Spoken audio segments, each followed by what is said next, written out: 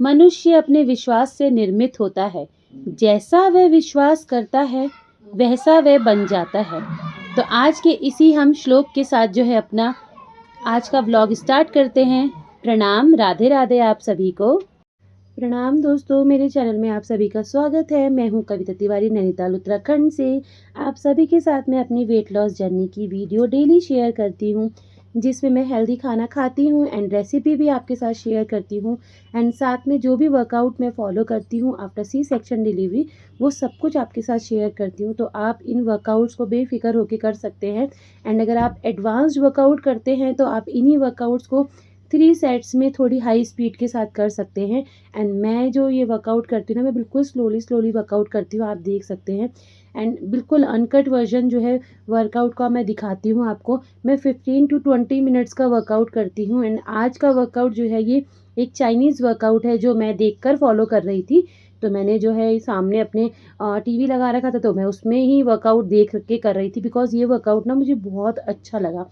तो मैं उनका आईडी जो देखकर, चैनल का जो नेम है, वो भी फिर बाद में मैं देख के आपके साथ शेयर करूँगी कि किनका ये चैनल है, क्योंकि मुझे इनका वर्कआउट करने का तरीका जो है ना बिल्कुल चाइनीज़ थेरेपी के अकॉर्डिंग अच्छा लगा। इसमें जो है ना पूरे मेरे एंकल्स बिल्कुल स्ट्रेच हो रहे थे। देखिए ये वाला जो वर्कआउट है थाइज़ के साथ साथ आपके एंकल्स स्ट्रेच हो रहे थे। तो 15 टू 20 टाइम्स मैं हर एक वर्कआउट को कर रही थी एंड ये वाला वर्कआउट में आप थोड़ा-सा और बेंड हो सकते हैं स्क्वाट की पोजीशन में, लेकिन मुझसे जितना हो रहा था मैं तो उतना ही करती हूँ। मैं ज़्यादा अपनी बॉडी को एकदम पुश नहीं करती हूँ। धीरे-धीरे जब मुझे अभी तो 1 मंथ भी नहीं हुआ है वर्कआउट करते हुए, जब मुझे 1 मंथ से ज़्यादा हो जाएगा, 2 टू 3 मंथ, तब मैं अपनी स्पीड बढ़ाऊँगी। एंड ये वाला वर्कआउट आप देखिए, ये योगा आसन में भी हम लोग करते हैं। इससे क्या है ना, आपके आर्म्स का एंड आपके अंडर आर्म्स का एंड साइड का जो बल्ज फैट है वो अच्छी तरीके से रिड्यूस होता है, खिंचाव आता है। मांसपेशियों में खिंचाव लाना ही योग का जो है ना एक संविधान है। तो इस तरीके से अगर आप अपनी बॉडी को खिंचाव करेंगे, मांसपेशियां आपकी मजबूत होंगी, आपको दर्द भी नहीं होगा एंड आपका जो फैट है वो धीरे धीरे टोन होगा। तो बॉडी का जो फैट है ना वो आपने टोन करना है। अगर आप सोचते हैं कि बॉडी का फैट लूज हो जाए एकदम से, तो लूज़ होके स्किन जो है आपकी वो लटक जाती है, लेकिन मुझे ऐसा नहीं चाहिए। मुझे स्किन अपनी टोन्ड चाहिए। तो टोन्ड के लिए आपने ये वाली मांसपेशियों की एक्सरसाइज करनी बहुत ज़रूरी है। एंड जो लोग बैठकर वर्कआउट करते हैं वो चेयर में बैठ के इन वर्कआउट्स को कर सकते हैं। एंड बीच बीच में आप देखेंगे मैं थोड़ा थोड़ा सा जो है ना यहाँ पर रिलैक्स भी करती हूँ। एंड ये वाला वर्कआउट्स भी देखिए, ये आर्म की आपकी स्ट्रेचिंग हो रही है। इससे ना शोल्डर में बहुत ज़्यादा प्रेशर पड़ रहा था, तो मुझे बीच बीच में हल्का हल्का पेन भी हो रहा था, क्योंकि शोल्डर मेरे जाम हो गए हैं। मैं बिल्कुल भी शोल्डर वर्क लेती ही नहीं हूँ। मतलब एक तरीके से आप देखेंगे ना, हैवी हो गए हैं मेरे आर्म्स वाला जो एरिया है। तो जब कोई हमारा हिस्सा हैवी हो जाता है तो उसे हमें, जब हम उसके साथ वर्कआउट करते हैं या कुछ भी काम लेते हैं, तो वो बहुत दर्द करता है। तो ये वाला वर्कआउट में मुझे बहुत पेन हुआ। तो कोशिश तो यही है कि धीरे धीरे करूँगी। तो ये वाले वर्कआउट से मेरा जो शोल्डर का फैट है वो थोड़ा सा टोन होगा एंड वो थोड़ा सा जो जम गया फैट है ना वो रिड्यूस होने लगेगा, क्योंकि जब आपका फैट रिड्यूस होता है तभी आपकी जो बॉडी है वो टोन होती है। एंड बॉडी के लिए अगर आपने अपने मसल्स मास इंगेज करना है या अपना मसल मास बढ़ाना है, तो आप उसके लिए प्रोटीन डाइट ज़रूर लें। ये एक डाइट का नियम है, जब भी आप वर्कआउट करें या आप वेट लॉस वाले प्रोसेस में जाएँ तो आप प्रोटीन का इंटेक ज़्यादा कर दें, बट मेक श्योर कीजिएगा आप हैवी प्रोटीन ना लेकर लीन प्रोटीन लें। अगर आप एग्स खाते हैं तो एग्स का आपने वाइट वाला पार्ट लेना है, योक नहीं खाना है आपने, नहीं तो आपका मास नहीं बढ़ेगा, मसल मास इंगेज नहीं होगा, आपका जो है ना फैट बढ़ने लगेगा। तो कोशिश यही है। और काले चने खा सकते हैं आप।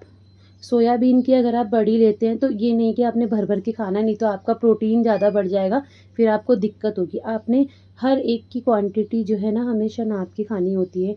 एंड ये सभी वर्कआउट आप देखेंगे मेरे आर्म्स के लिए, शोल्डर के लिए मैं यहाँ पर फॉलो कर रही हूँ एंड बिल्कुल धीरे धीरे कर रही हूँ, ताकि आप में से जो भी लोग मेरे साथ वर्कआउट को देखकर करें वो सभी जो है इन वर्कआउट्स को मेरे साथ डेली कर सकते हैं। आप डेली देखेंगे मेरे वर्कआउट जो है ना, वैसे तो यूजुअली सेम ही रहते हैं, लेकिन आजकल जो है मैं कभी कभी किसी का वर्कआउट देखकर कर रही हूँ फॉलो, तो थोड़ा थोड़ा इनमें वेरिएशंस आ रहे हैं।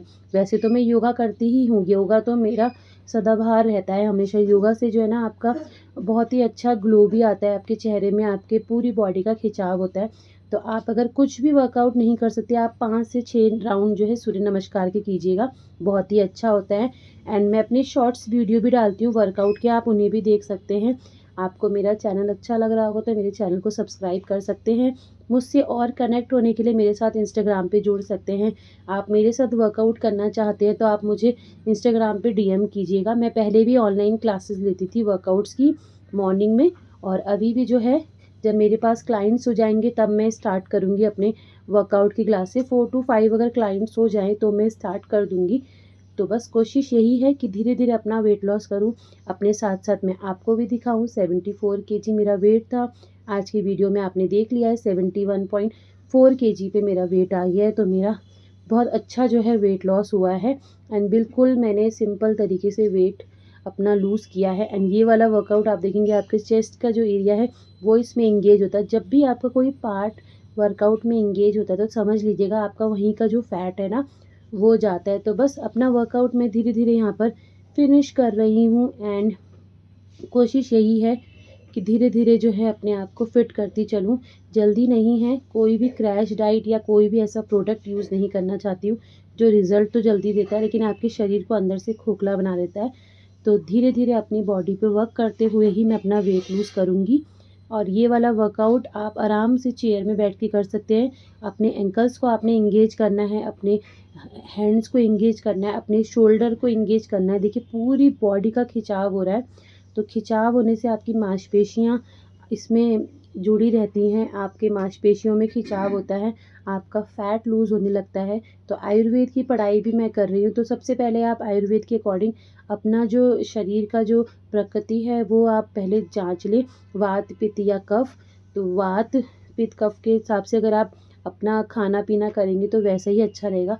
आपने देखा होगा किसी को हमेशा ठंड बना रहता है, कफ बना रहता है, तो उनकी प्रकृति ही कफ वाली होती है। किसी को गर्म बना रहता है, किसी को पित्त बना रहता है। पित्त मतलब शरीर में हमेशा जलन रहेगी, या फिर आपको हमेशा देखिएगा उनके शरीर में हमेशा ना वो कहेंगे हमें कब्ज़ हो रहा है, तो उनके शरीर में पित्त ज़्यादा बनता है, भोजन जो उनका पाचन है वो डाइजेस्ट नहीं होता। एंड वात वाले जो हैं हमेशा थोड़े से हैवी दिखेंगे आपको। तो इस तरीके की अपनी जो वो है ना आप देख लीजिएगा कि किस तरीके से उसी तरीके का आपने खान पीन करना है। तो ये सभी की स्टडी मैं कर रही हूँ, अभी मास्टर डिग्री मैं योगा में ले रही हूँ। तो योगा जो है ना पढ़ के मुझे बहुत कुछ सीखने को मिला है। आसन तो हम सभी जानते हैं कि ये सब आसन है, लेकिन आसन के अलावा भी बहुत कुछ होता है योगा में। तो आप लोग योगा की अगर आप देखेंगे तो योगा में बहुत ज़्यादा जो है आपको सीखने को मिलेगा। खाने को आपने किस तरीके से खाना है, कैसे पचाना है। तो बस धीरे धीरे मेरा वर्कआउट हो चला है। एंड टाइम होने को था 9 AM। मेरी जो आजकल मॉर्निंग है वो थोड़ी लेट होती है, तो मॉर्निंग में मैं कभी कभी ल्यूकवार्म वाटर ले लेती हूँ, वरना तो आप देखेंगे मैं पानी दिन भर में पीती ही रहती हूँ। तो मेरी कोशिश यही रहती है दिन भर में जो है मैं बॉइल्ड वाला वाटर ही पीती हूँ अभी। तो पानी में हमेशा पीती ही रहती हूँ। उसके बाद मॉर्निंग में मेरा जो है वर्कआउट स्टार्ट होता है। एंड उसके बाद मैं तैयारी करती हूँ अपने ब्रेकफास्ट की। तो देखते हैं, चलिए आगे के सेक्शन में हम बढ़ते हैं। तो कल मेरा वट सावित्री का व्रत था, तो कल का जो मेरा फूड इंटेक था वो थोड़ा हाई रहा। रात को पूरी खाई थी, आलू की सब्ज़ी खाई थी, सब कुछ हैवी ही था। तो इसलिए आज का जो ब्रेकफास्ट है वो मैं नहीं ले रही हूँ यहाँ पर, क्योंकि मेरा पेट जो है ना भरा हुआ है। पेट की मैं हमेशा सुनती हूँ। तो वर्कआउट के बाद मैंने चाय ली, चाय के साथ मैं गुड़ ले लेती हूँ या फिर कभी रस्क ले लेती हूँ। उससे क्या होता है ना आपके शरीर में एसिड नहीं बनता है। एंड उसके बाद मैं तैयारी करी थी लंच की। तो लंच में आज बन रही है दाल, क्योंकि 1-2 दिन से हैवी खा लिया है, पूरी वगैरह खा ली है। तो कोशिश यही है कि आज जो है थोड़ा सा हल्का खाया जाए ताकि पेट को भी आराम मिले। तो बस यहाँ पर दाल को मैंने धोया एंड दाल को मैंने छौंका लगाया। आप देख सकते हैं सरसों के तेल में ही जो है ना मैं खाना बनाती हूँ। मैंने परसों भी जो आलू की सब्ज़ी बनाई थी व्रत वाली, वो भी मैंने सरसों के तेल में बनाई थी। रिफाइंड में ज़्यादातर बस हम घी में तो हम घी से हम दाल छौंक लेते हैं या रोटी में लगा लेते हैं, और रिफाइंड से में कभी पूरी बन जाती है। वरना सब्ज़ी और दाल वगैरह में हमेशा जो है कोशिश यही रहती है कि मैं हमेशा सरसों के तेल में छौंकूँ। तो दाल मेरी यहाँ पर बन गई और ये मेरी लग चुकी है लंच की थाली। 2 रोटी है, दाल है और आलू की सब्ज़ी है। तो धीरे धीरे 32 बार चबाते हुए मैं खाना फिनिश करूँगी। 32 बार सीखने का तरीका बहुत ही मुश्किल है लेकिन धीरे धीरे आएगा। कुछ लोग कहते हैं हमारे पास इतना टाइम ही नहीं होता कि हम 32 बार चबाएँ। तो जिन जीवन में आपके पास एक समय तो ऐसा होता होगा जिस समय आप आराम से बैठ के खाना खाते हैं, तो आप उस समय जो है इस 32 बार को कर सकते हैं। जो भी ऑफ़िस वाले पीपल हैं, वो कोशिश करें कि वो रात का खाना जो है अपना 32 बार को चबा के खाएँ। एंड भोजन के बाद अगर आप थोड़ी देर के लिए एंगेज रहेंगे या कुछ काम करेंगे तो आपका जो है ना पाचन क्रिया बहुत अच्छे से होती है। अगर आप भोजन के बाद सीधा लेट जाएँगे या फिर आप सो जाएँगे तो आपका जो है ना पाचन क्रिया धीरे होती है।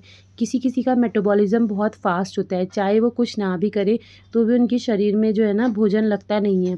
तो ये सब देह प्रकृति का होता है, हमारे जो भी हमारी प्रकृति होती है हमारे शरीर की, उसके अनुसार ही होता है। तो बस मैंने ये जो है लंच यहाँ पर फ़िनिश किया अपना आराम-आराम से। तो गाइज़ मैं बना रही थी यहाँ पर काइना के लिए रसना, और यहाँ पर जो है मैंने उसके लिए आइस लॉली जमा दी है। देखिए ये सिलिकॉन का मेरे पास मोल्ड है। मैं इसमें चॉकलेट्स वगैरह डेकोरेशन के लिए कभी-कभी बनाती हूँ। तो यहाँ पर मैंने इसके लिए रसना की आइस लॉली बना दी है। कल दिखाऊँगी ये कैसी जब फ्रीज हो जाएंगी बिल्कुल ही। तो ये मैंने कायना और कायना की दादी के लिए रेडी किया है। इसमें मैंने कायना के लिए रसना भर दिया है बॉटल में। कायना को अच्छा लगता है ये सब सरप्राइज़। ये कायना की दादी का गिलास है यानी ये नमकीन उनके लिए। तो वो अंदर टीवी देख रहे हैं, चलते हैं हम उनके लिए ये पार्टी का लेकर। कायना करूँ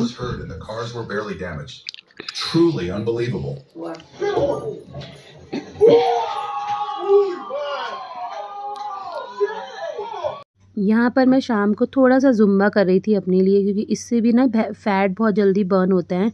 तो देख सकते हैं मेरी बॉडी धीरे धीरे फिट हो रही है। एंड उसके बाद मैंने बनाया अपने लिए पोहा शाम को, क्योंकि मैं कोशिश यही थी कि मैं लेट नाइट तक जो है अपना डिनर ना लूँ। मैं आज से जल्दी ही डिनर लूँगी। फिर से 1 वीक का चैलेंज मैं ले रही हूँ, जितनी जल्दी हो सकेगा डिनर को अपना फिनिश करने की। तो बस यहाँ पर पोहा के लिए मैंने प्याज को भुना, उसमें मसाले डाले और फिर जो है मैंने अपना पोहा यहाँ पे धो लिया था, वो मैंने लिया और मसाले के साथ जो है पोहे को मैंने पका लिया। और मैं जो है ना पोहे में टमाटो डालना भी प्रेफर करती हूँ। इसका मुझे टेस्ट जो है ना बहुत अच्छा लगता है पोहे में। तो पहले मैं पोहे को पका लेती हूँ, उसके बाद टमाटो डालती हूँ एंड फिर जो है पोहे में हल्का सा नमक डाल के इसको चलाने के बाद हल्की धीमी आंच पे छोड़ देती हूँ, क्योंकि टमाटर को पकाना नहीं है, बस इसको हल्के से इसका टेस्ट लाना होता है बस। 7:30 PM। कोशिश तो ये थी कि 7 PM से पहले पहले नमक वाला लूँ, बट अभी थोड़ा सा जो है मैच हो जा रहा है, बैलेंस थोड़ा सा नहीं रख पा रही हूँ, लेकिन फिर से करूँगी कोशिश। एंड वेट अपडेट आपके साथ डेली शेयर करती हूँ। तो अगर आपको मेरे ब्लॉग्स पसंद आ रहे हैं तो प्लीज़ मेरे चैनल को सब्सक्राइब कीजिए एंड मेरे साथ इस वेट लॉस की जर्नी में जुड़िएगा। एंड योग अभियान में भी आप जुड़ सकते हैं। तो बस धीरे धीरे पोहा एंजॉय करती हूँ।